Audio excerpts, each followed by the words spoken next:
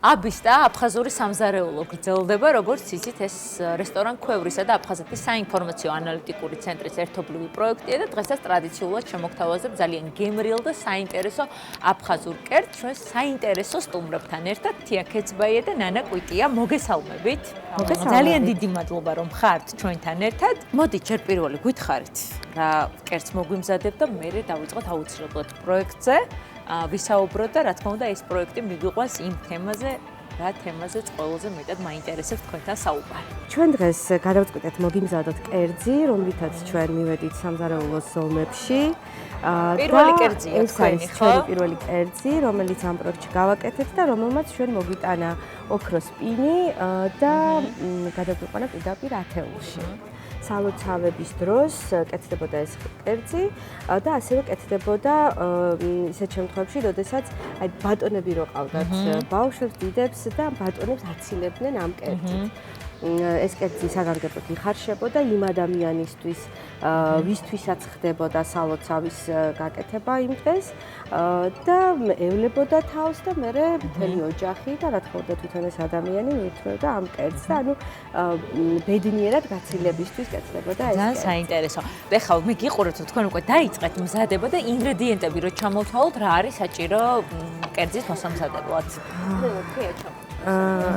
მოკლედ, ესე იგი თვითონ ხოზო არის სიმინდის ფქვილისგან გაკეთებული კვერები, რომელსაც აქვს გუმბათის ფორმა. ეს გუმბათის ფორმა იყო აუცილებელი, იმიტომ რომ ითვლება რომ ანუ გუმბათი მიმართულია მზისკენ და ანუ მისავალია იმისთვის, ვისთვისაც კეთდება ეს კერძი. ამ სიმინდის ფქვილის გუმბათებში მოთავსდება გახეხილი სულუგუნი და აფხაზური შებოლილი შაშხი, რომელიც დღესაც გვაქვს აფხაზეთიდან წარმოდგენილი.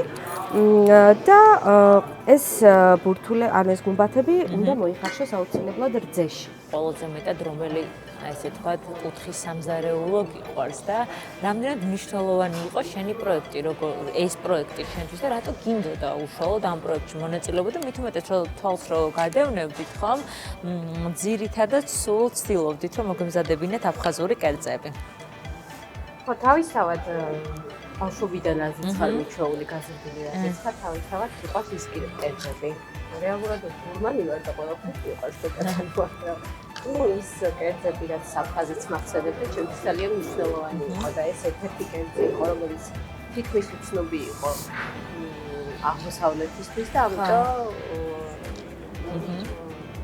ეს ყველაზე ესეთი ყველაზე ემოციური კერძია ჩემთვის. და უფრო თაობაში უფრო მეტად ჩემთანაც იყო ეს ტრადიცია, რომ ბაბუეჩემი ყოველ წელს წელიწადში ერთხელ ამზადებდა ამას და ჩვენ როგორც ბატონების გაცილების კუთხით კი არა, გვარის ხო გამიგია ეს.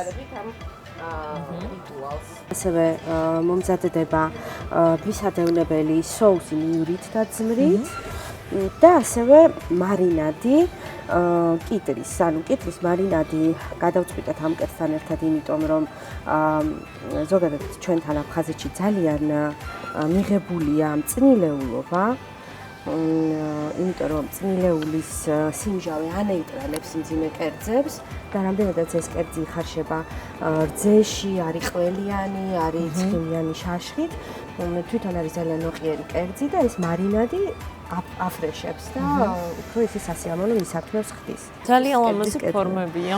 კი. რასაც უყურე. ნანა, საინტერესოა შენ რა გახსოვს? 6 წლის იყავი, როცა წამოხვედით. მოგიწია წამოსვლა. კი.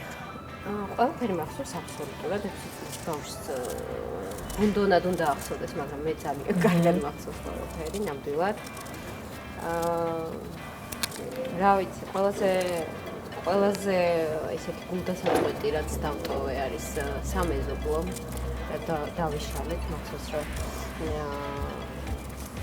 ბევრი ბავშვები ყავი კოჩაზე მოკლედ რა და თითქმის ერთად ვცხოვრობდით და ამის დაშლა იყო ჩემთვის ძალიან გულდასაწყვეტი.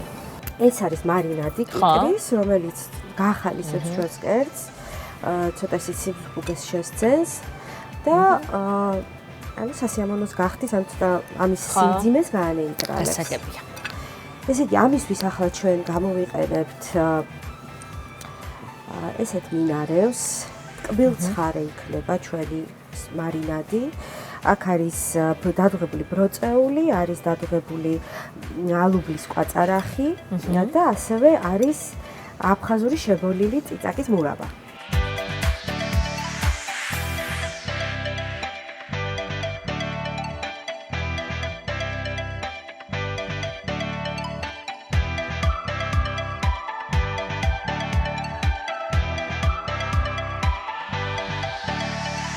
ძალიან დიდი მადლობა გოგოებო, რომ იყავით ჩვენთან ერთად. თია ქეცბაია და ნანა კვიტია იყვნენ დღევანდელი აბისტა სტუმრები. მე კიდე მომავალ აბისტამდე გემშვიდობებით ნახვამდის. ნახვამდის.